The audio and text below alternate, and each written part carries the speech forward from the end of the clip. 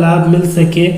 Important of fundamental analysis, share market में निवेश करके सभी लोग आप कमाना चाहते हैं, परंतु बिना फंडामेंटल एनालिसिस के बारे में लाभ अर्जित करना मुश्किल है।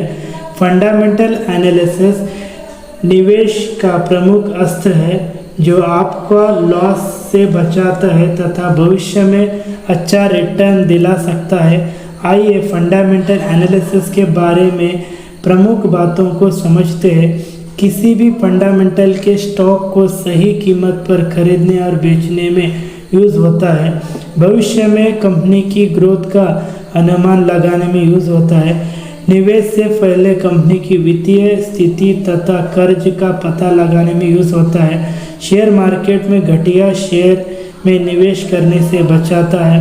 वैसे कंपनी जो घाटे में चल रही है उनमें निवेश और लॉस से बचा सकता है फंडामेंटल के माध्यम से। भविष्य में कंपनी के स्टॉक के प्राइस का अनुमान लगाने में यूज़ होता है। निवेश से पहले नुकसान से बचाता है। टाइप ऑफ फंडामेंटल एनालिसिस मुख्य रूप से दो प्रकार के होते हैं, qualitative analysis, quantitative analysis. Qualitative analysis इस तरह के फंडामेंटल एनालिसिस में कंपनी के मैनेजमेंट का निर्णय, कंपनी का परफॉर्मेंस, बॉन्ड वैल्यू, भविष्य की योजना तथा अन्य कारक शामिल होते हैं। क्वांटिटेटिव एनालिसिस में कंपनी की वित्तीय स्टेटमेंट चेक की जाती है तथा नंबर्स चेक किए जाते हैं तथा उसके स्टॉक के सही मूल्य का आकलन किया जाता है। फंडामेंटल एनालिसिस कैसे करें, इस प्रकार से कर सकते हैं।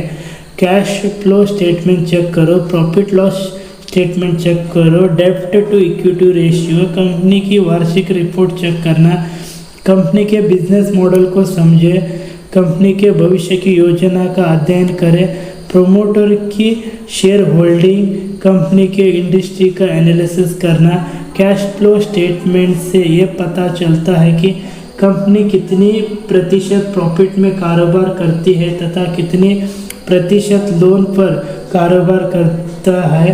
जितनी अधिक मात्रा में कंपनी प्रॉफिट से बिजनेस करती है वह कंपनी अच्छा माना जाता है।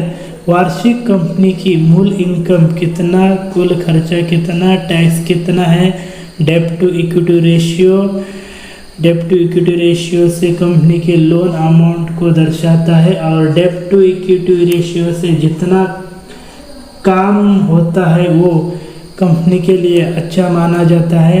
कंपनी की वार्षिक रिपोर्ट चेक करना, सभी कंपनियां अपना सालाना रिपोर्ट पेश करती है जिससे कंपनी द्वारा कारोबार की राशि, टैक्स, प्रॉफिट लॉस के साथ और भी कई विवरण दिए जाते हैं जो फंडामेंटल एनालिसिस का खास अंग होता है। कंपनी के बिजनेस मॉडल को समझे। फंडामेंटल एनालिसिस का सबसे हिस्सा कंपनी की बिजनेस मॉडल को समझने का होता है। कंपनी क्या काम करती है, कंपनी पैसा कैसे कमाती है, प्रोडक्ट बनाने के लिए कंपनी किस चीज़ का प्रयोग करती है तथा प्रोडक्ट पर कितना खर्चा करती है, कंपनी खुद को बड़ा करने के लिए क्या करती है, उसके रेवेन्यू का मुख्य जरिया क्या है, कंपनी का मार्जिन कितना है तथा यह किन किन प्रोडक्ट से प्रभावित होती है, कंपनी के भविष्य की योजना क्या है। किसी भी कंपनी को बड़ा करने के लिए उसके पास भविष्य में कार्य की योजना होती है। अधिक लाभ कमाने के लिए कंपनी को फ्यूचर प्लान सेट करना होता है तथा उस पर काम भी करना पड़ता है। फंडामेंटल एनालिसिस में कंपनी की भविष्य की योजना को जानना बहुत ज़रूरी होता है। प्रोमोटर्स की शेयर होल्डिंग, वे लोग जिन्हें कंपनी के बिजनेस में भरोसा होता है, वे लोग कंपनी में बड़ा निवेश करते हैं। इन्हीं लोगों को कंपनी का प्रोमोटर कहा जाता है। जिस कंपनी के 60% से अधिक शेयर कंपनी के प्रोमोटर के पास होता है उन कंपनी को पॉजिटिव नज़र से देखा जाता है।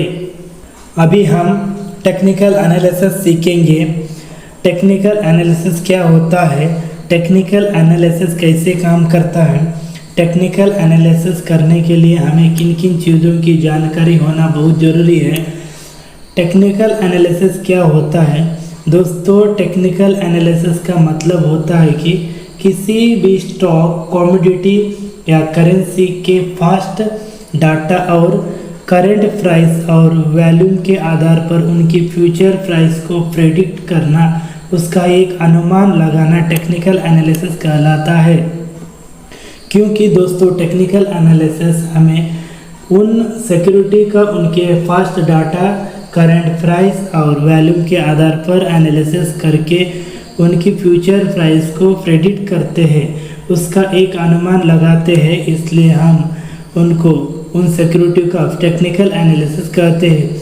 अगर मैं आपको दूसरों शब्द में बताऊं कि टेक्निकल एनालिसिस क्या होता है, तो इसे हम ऐसे कह सकते हैं कि किसी भी वस्तु या चीज़ का उसके फास्ट डाटा, मतलब पुरानी कीमत, पुरानी प्राइस, वर्तमान यानी करंट प्राइस और डिमांड एंड सप्लाई के आधार पर उस वस्तु या चीज़ की फ्यूचर प्राइस को प्रेडिक्ट करना, उसका एक अनुमान लगाना, उन वस्तुओं पर चीज़ों का टेक्निकल एनालिसिस कहता है। फॉर एग्जांपल, अगर किसी वस्तु या चीज़ की उसके फास्ट डाटा के अकॉर्डिंग कीमत कम होती जा रही है और उसकी करंट प्राइस भी उसकी पिछली कीमतों से कम है और ना ही उस वस्तु या चीज़ के मार्केट में ज़्यादा कई डिमांड है, तो हम उस वस्तु या चीज़ के फास्ट डाटा, करंट प्राइस और डिमांड के आधार पर यह अनुमान लगा सकते हैं कि आने वाले समय में भी उस वस्तु या चीज़ की कीमत कम होने की अत्यधिक संभावना है। और अगर किसी वस्तु या चीज़ की कीमत उसके फास्ट डाटा के अकॉर्डिंग बढ़ती जा रही है और उसकी करंट प्राइस भी उसकी पिछली कीमतों से अधिक है और मार्केट में उसी वस्तु या चीज़ की अच्छी खासी डिमांड है, तो हम उस वस्तु या चीज़ की उसके फास्ट डाटा, करंट प्राइस और डिमांड के आधार पर अनुमान लगा सकते हैं कि आने वाला समय में भी उस वस्तु या चीज़ की कीमत बढ़ने की अत्यधिक संभावना है। दोस्तों, मैं आपको बताना चाहता हूं कि हम किसी भी स्टॉक, कमोडिटी, करेंसी, अन्य किसी भी वस्तु या चीज़ की fast data, current price, volume और डिमांड एंड सप्लाई के आधार पर उन सिक्योरिटी की फ्यूचर प्राइस को 100% प्रेडिक्ट नहीं कर सकते हैं। मतलब कि उनका 100% अनुमान नहीं लगा सकते हैं कि आने वाले समय में उन सिक्योरिटी की कीमतों पर ऊपर जाएगी या नीचे जाएगी। क्योंकि दोस्तों, टेक्निकल एनालिसिस में हम बस सिक्योरिटी के कुछ लिमिटेड डाटा के आधार पर ही उनकी फ्यूचर प्राइस के प्रेडिक्ट करने की कोशिश कर रहे हैं, जो कि कभी कभी गलत भी हो सकती है और कभी कभी सही भी हो सकती है। टेक्निकल एनालिसिस कैसे काम करता है? टेक्निकल एनालिसिस 3 मुख्य प्रिंसिपल यानी सिद्धांत पे आधार पर काम करते हैं।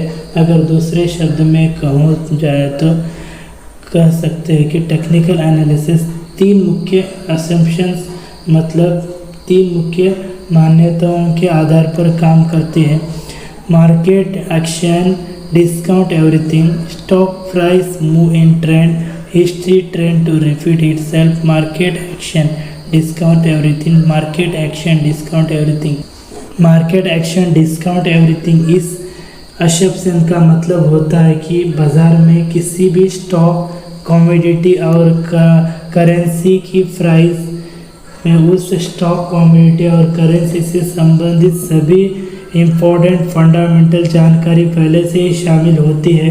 मतलब कि प्रत्येक सिक्योरिटी की कीमतों अपने साथ अपने सभी इम्पोर्टेंट फंडामेंटल जानकारी कैरी करती है। इसलिए हमें किसी भी स्टॉक, कमोडिटी और करेंसी से संबंधित किसी भी फंडामेंटल जानकारी को अलग से देखने की कोई ज़रूरत नहीं है, क्योंकि वो सभी जानकारी पहले से ही उन स्टॉक, कमोडिटी और करेंसी में प्राइस में शामिल है।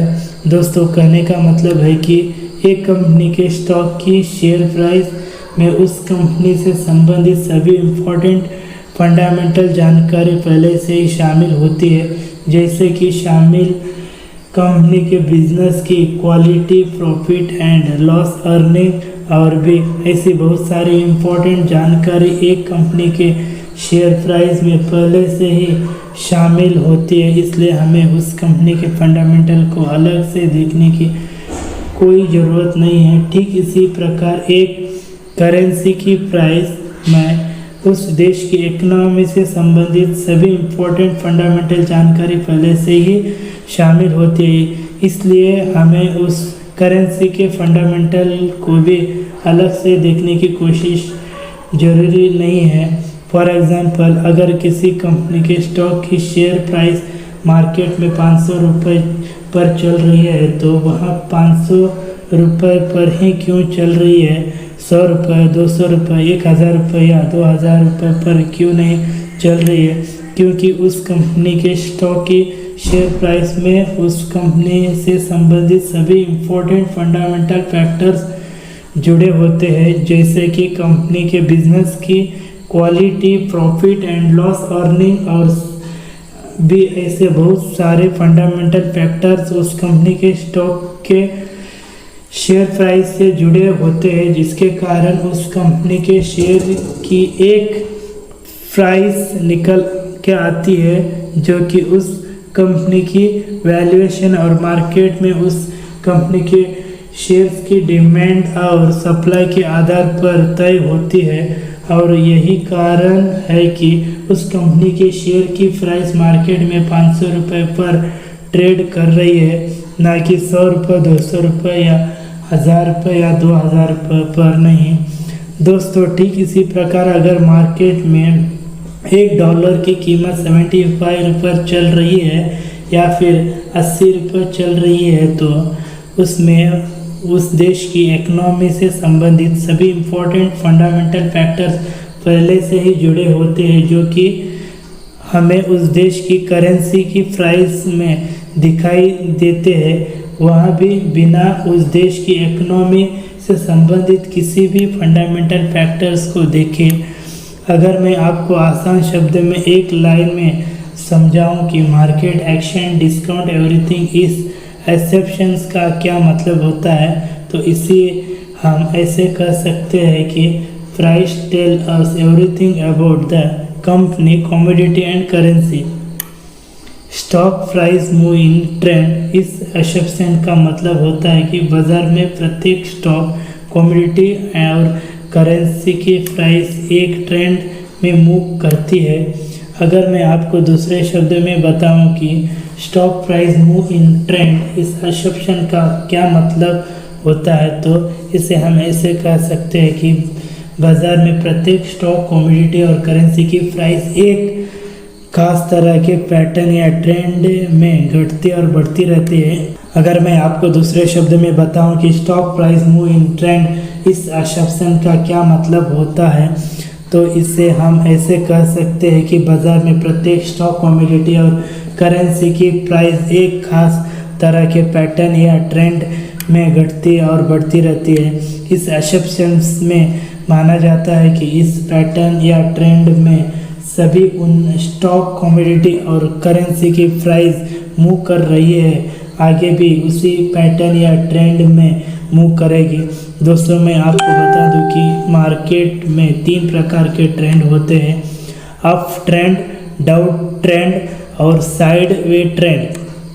अप ट्रेंड का मतलब होता है कि इस ट्रेंड में स्टॉक, कमोडिटी और करेंसी की प्राइस एक पैटर्न या ट्रेंड में ऊपर की तरफ बढ़ती रहती है, जिसे हम अप ट्रेंड कहते हैं। डाउन ट्रेंड का मतलब होता है कि इस ट्रेंड में स्टॉक, कमोडिटी और करेंसी की प्राइस एक पैटर्न या ट्रेंड के नीचे की तरह घटती रहती है, जिसे हम डाउन ट्रेंड कहते हैं।